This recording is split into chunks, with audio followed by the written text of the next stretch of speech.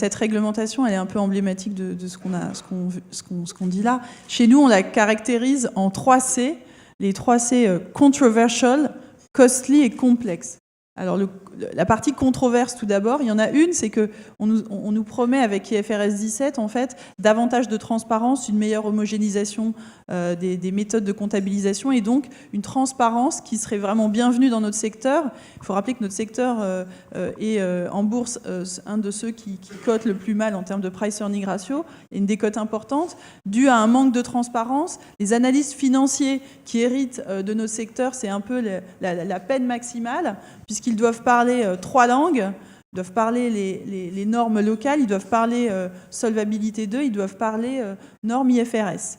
Et donc, ce qu'on espère, c'est qu'avec cette transparence, on pourrait, on va dire, lever un peu le voile un peu complexe de notre métier. La réalité, c'est que je pense que c'est une norme qui va nous donner plus de visibilité sur la manière dont les profits vont émerger, mais qu'en termes de cash flow disponible à l'actionnaire, qui est vraiment ce que les analystes regardent, on n'y est pas encore, et que donc là-dessus, il va y avoir un peu de déconvenue.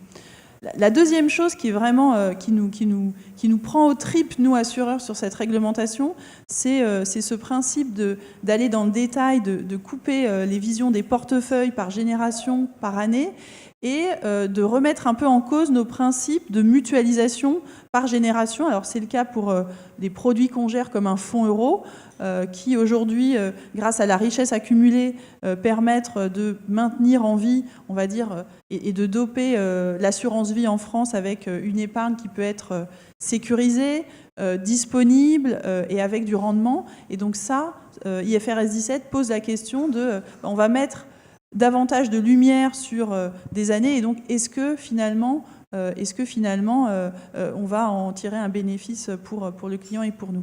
Et puis ça pose vraiment la question en termes de controverse de level playing field, puisque cette réglementation va s'appliquer aux entreprises qui émettent, enfin qui ont besoin, qui font appel au marché, que ce soit pour la dette ou pour leur capital. Et il y a un certain nombre d'acteurs qui déjà d'ailleurs, pour ne pas s'y soumettre, ont décidé de racheter leur dette par exemple pour ne pas y être. Et donc voilà, ça pose la question de la controverse. Après, sur le coût, bien sûr, le coût est extrêmement élevé. Chez nous, par exemple, on est engagé dans un très grand programme de transformation, plus de 100 millions qui vont être dépensés sur les années à venir. Il faut savoir qu'IFRS 17, on l'a mis à part. C'est un projet qui, à lui seul, va coûter plus cher que le plus gros projet de notre programme de transformation. Donc, juste pour vous donner un ordre d'idée. Et je dirais qu'au-delà du coût, la vraie question, c'est OK, on est prêt à mettre l'argent, mais aujourd'hui, on a un sujet, c'est qu'on n'arrive pas à trouver les ressources, que ce soit les systèmes informatiques, parce qu'il n'y a pas encore de solution de place pour gérer IFRS 17, et donc on se demande qui va essuyer les plâtres dans la profession des premiers. Et puis la deuxième, c'est en termes de compétences. Les compétences n'existent pas, il y a un déficit sur le marché. On est à la recherche d'animaux spéciaux, des accountary, c'est la contraction d'un accountant, donc un comptable, et un actuary. On n'en trouve pas. Et là, on a un vrai sujet voilà, sur le marché. Et puis après, je pense que cette norme, elle va tellement vite qu'en termes de complexité, j'ai rarement connu quelque chose de si complexe. Elle va vite, c'est-à-dire qu'on est en soft design. On est en train de mettre en soft design, c'est-à-dire qu'on est en train de mettre en place une norme alors qu'elle n'est pas définitive, mais il faut déjà s'y prendre maintenant, sinon on sait qu'on va être en retard. Et donc, on prend des options, et les options, elles vont on va refermer des portes, mais on ne peut avancer que comme ça. Et surtout, on n'intègre pas assez, à mon sens encore, la dimension du change management, du besoin de transformation, d'acculturation de l'entreprise totale à cette nouvelle norme, parce que la question que ça pose, c'est est-ce que c'est le métier qui va devoir s'adapter à la norme, ou est-ce que c'est finalement, ou le contraire.